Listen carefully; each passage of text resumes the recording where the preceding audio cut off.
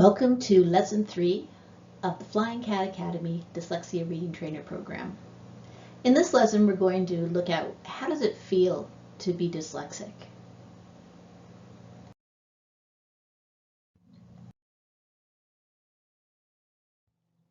Statistics show that being dyslexic is a risky business. These stats came from a course that I took from a professor at the University of London, but they actually come from North American stats. They show that dyslexics are 3 times more likely to be at risk to commit suicide. They're 6 times more likely to drop out of high school. 40 to 60% of dyslexic children have psychological manifestations, including anxiety, depression, and attention deficit problems. Most shocking of all, to me, was that 75 to 95% of the people that we find in prisons actually have reading difficulties.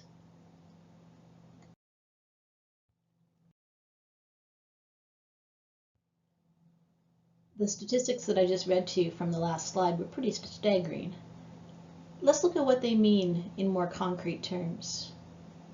If we're just talking about the social and emotional development of a human being, then what we can say is that if we have undiagnosed and untreated learning disabilities, such as reading failure, this can cause emotional and social problems. And the ones that are most commonly heard about in the news are depression and anxiety. There's a huge financial cost to allowing kids to suffer from reading failure rather than giving them proper reading interventions. If we look at the worst stat there, which was that 75% to 95% of the people in prisons have reading problems.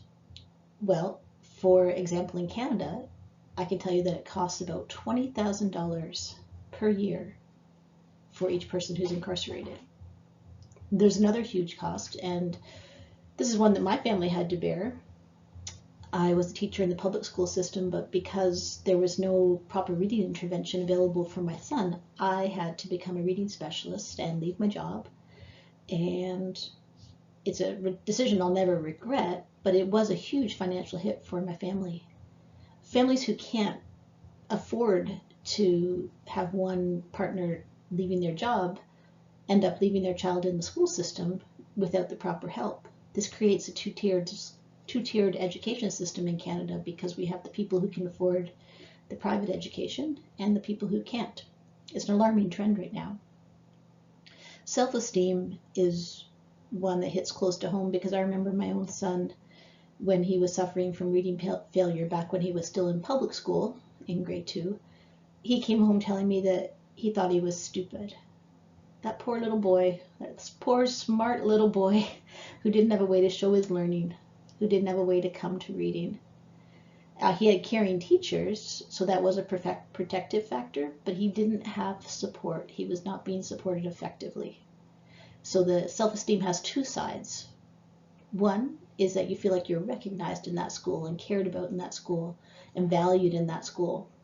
And the other side of self-esteem, to build it, is that you need to feel supported and you need to be supported effectively. And that's the part where, that's the piece that wasn't in place for my son. Now, the last column here shows the positives of being dyslexic, because there actually are some. Being able to visualize things in 3-dimensional space is potentially a strength. Many dyslexics have this. And if you look at how many people are in architecture, the vast majority, over 90%, are actually dyslexic people because they can imagine things in 3 dimensions.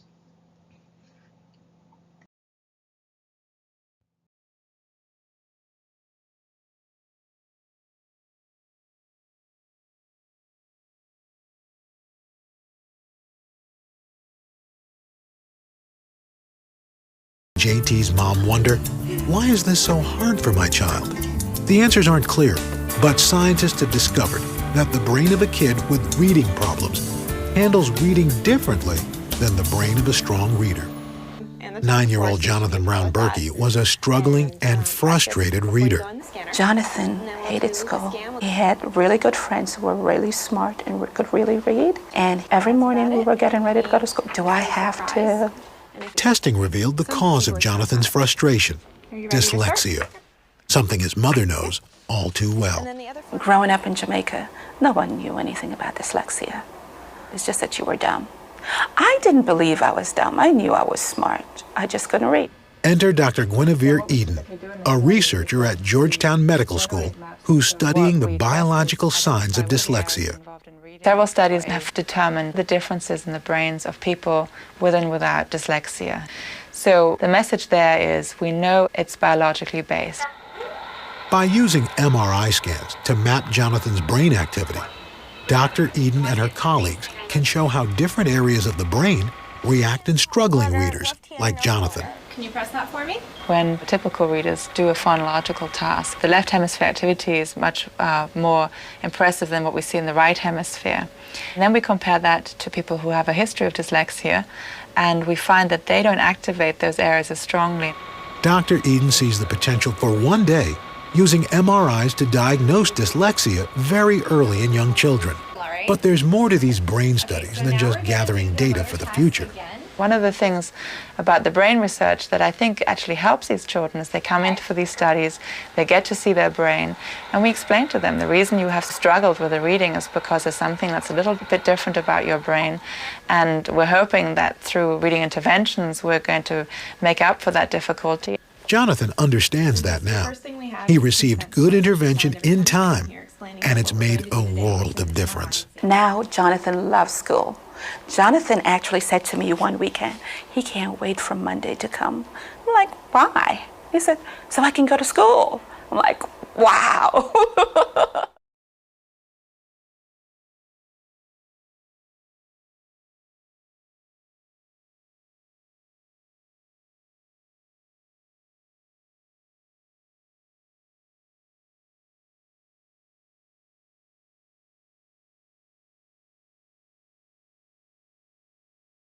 Dyslexia is a learning disability type thing, and it affects me in reading, but I also have dysgraphia, which affects me in spelling and writing.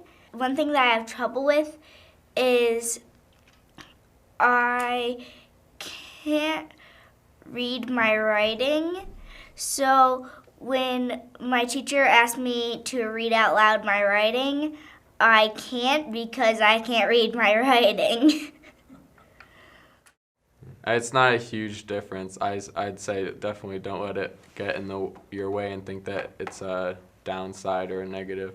It's just a different way of learning, and you might just need to do some different stuff or whatever works for you. Dyslexia doesn't mean you're stupid. It means you're really smart and different than other people. So that you're not average. That could mean many things. It's like you might be worse in some areas, like I was worse in reading and writing, but you might excel in other things like math for me, science. I enjoy those greatly. I'll just pretend I'm sick. I can't go to school because I'll be so far behind on work, so I won't understand even what unit we're on anymore. I stopped doing homework. I dropped my grades so low. I nearly didn't even pass the grade. When I was younger, I was reading way below grade level, and it was really hard. I'm really good at comprehending what the story is trying to say, but actually reading through all of the words was really hard. So I got over that, and now I'm reading above grade level, but still. When somebody makes fun of me, I tell them I just have a different way of thinking, a different way of doing stuff. The lowest moment I ever had in school was probably in second grade, and none of my papers were hung up in the hallway, and on Fridays we would always get an extra recess, and I never got to go out for that. I always had to sit on the wall and do my homework because I needed extra help and I didn't get it, and I just couldn't get it. I tried very hard, but I couldn't get it.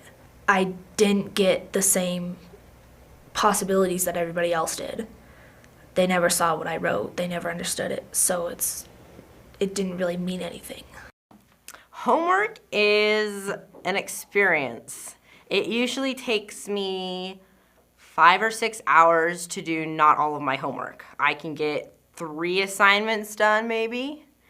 And It hurts my mind, and sometimes if I have lots to do, I even wake up early and do more homework. We would have these coded books on which color you were, and of course, me being a dyslexic, I was in the lowest color. You kind of feel alone at the very beginning.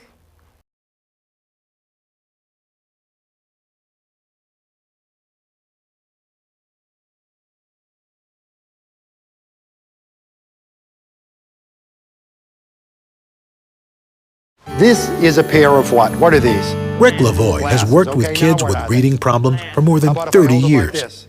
But today, he's working with their parents. He wants to help them understand what it feels like to be a struggling reader, to understand what their kids go through every day. In this exercise, they're trying to read jumbled text. That's been on the floor. You have to what? Come on. Pick Leslie. up Pick up what? this corn. There's no question mark on my page. Imagine how you'd feel if you had a job where you couldn't do most of what you were asked to do. You didn't particularly like the people you worked for. You didn't particularly get along with the people you worked with, and you had to go and do that every day, 6 hours a day. You'd be pretty unhappy by the end of the day, too. And kids go to school for a living, and this child is failing at his job. It sounds pretty serious, and it is. Parents sometimes worry that they're overreacting when their child isn't reading in first or second grade. It's really not possible to overreact to that. It's a fairly serious thing from the child's point of view. Parent Carmen Reynolds. It's heartbreaking, and once they fall through the cracks, it's really hard to get them back on the right track. You see a disproportionate number of kids with learning problems and reading problems in populations of kids with suicidal behavior, drug abuse, alcohol abuse, eating disorders, self-destructive behavior. So if we don't get on it and begin this process early, with early identification and early remediation when they get into school, that's the price you pay later on down the line. Of course, the situation is tough for parents as well. And parents go through this whole series of emotions that consist of things like anger and isolation and guilt and many of the same stages, frankly, that you go through when you're dealing with a death. Many days, just getting your child dressed and off to school can be overwhelming. Parent Debbie Gaw. He was very anxious one morning, and I said to him, he was getting ready for school, putting on his coat, I said, "Tyler, what's the matter?" And he said, "Mom, I'm stupid, I can't read." So that's when I really felt like, I have to do something for him. It just affects their whole life. The reality is, you need to stand up for your child. He's not old enough or capable at this point to advocate for himself. You do need to stand up. It is uncomfortable sometimes, but you've got a right to ask questions. You've got a right to receive those answers. And so my advice to parents is you need to sort of toughen up and recognize that your child needs you.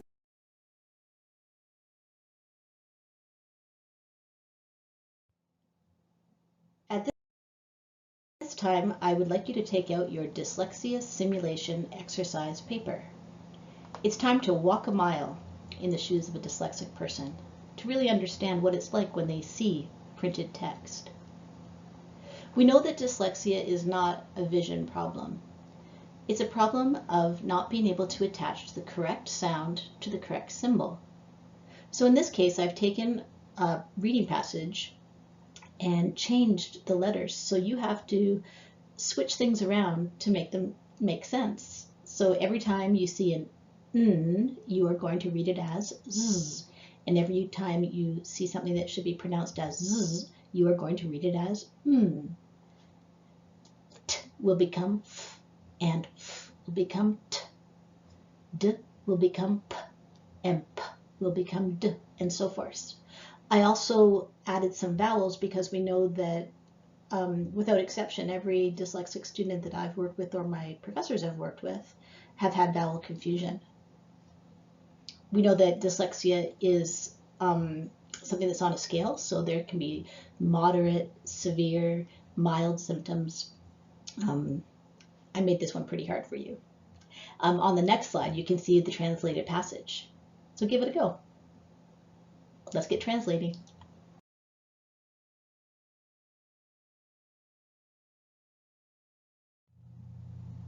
What feelings did you experience as you tried to decipher that passage? If you were in a group setting right now, take a moment to have a discussion about what you felt. If you're working on your own, there's a space provided on the Moodle site It's a chat, and you can leave your comment there and see how other people felt as well.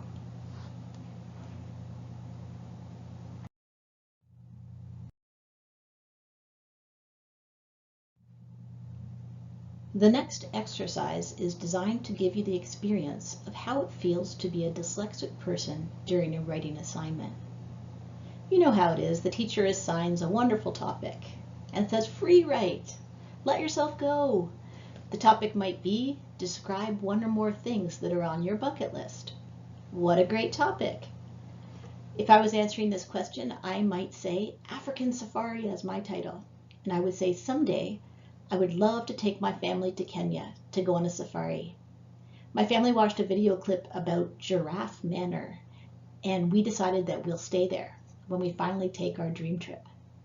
And then there's a picture of Giraffe Manor, and as you're having your breakfast in the morning, the giraffes actually come to your window and will nibble on your toast. We want that. Take a few moments and just write a few sentences about one of your dreams or something that's on your bucket list, and then we'll go to the next slide.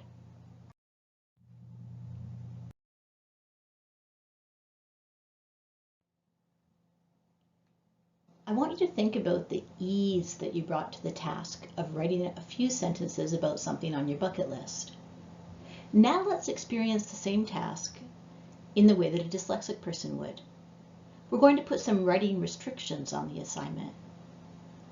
This time, when you come to this task, you're going to write about another thing on your bucket list, but you cannot use any of the following words: the, of, and, to, in, is, you, that, it, or he. They're listed on the slide. We know that dyslexics have great trouble with sight words, so those are ones you can't use. In addition, when you are spelling your words, you must make the following substitutions. Instead of using R, you will use D. Instead of using D, you will use R. You will use A every time you would use the letter E, and you will use E every time you would use the letter A. Let's write about our bucket list. Let's have fun. Complete the task now.